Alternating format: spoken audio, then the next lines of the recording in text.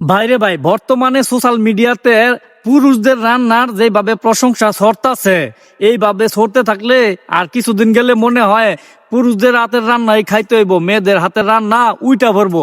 কি ভাই, বিশ্বাস হইতাছে না? আরে ভাই, এটাই সত্যি। আগে এই যে আপুর কথাগুলো শোনেন। আর গাইস, অবশ্যই ভিডিওটা ভালো লাগলে বেশি বেশি করে শেয়ার করবেন।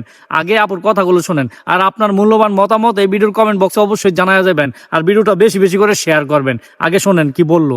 এই ওই ওই ভাইয়াটার নাম আমি জানি না, মানে টিকটকে দুইজনের আমার মানে ক্রেভিং জায়গায় দেয়, দুইজনের দেখলে আমার ক্রেভিং উঠতে যায়, খাওয়ার ক্রেভিং আর কি।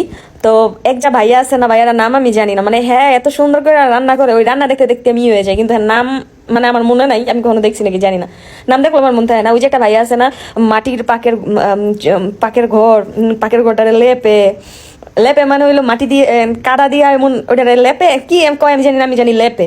তো ওইটারে সুন্দর করে করে পরে ক্ষেত থেকে কত কিছু তুলা টুলা আনে, পরে সুন্দর করে এত সুন্দর করে আলু কুচায়, পরে ওই চুলায় রান্না করে, মাটি চুলায় রান্না করে। কিন্তু ওইটা ভাইয়া, ওটা হচ্ছে একটা ভাইয়া।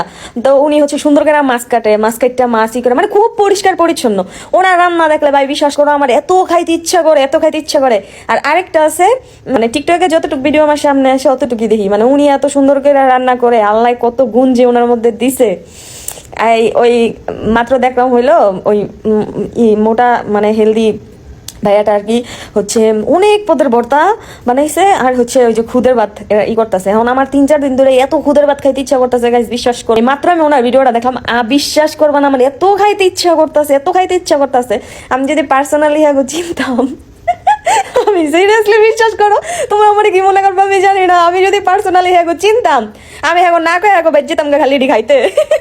এত সুন্দর করে রান্না করে, আমার এত মন চাইতেছে, আমার লোল পড়ে যেতেছে।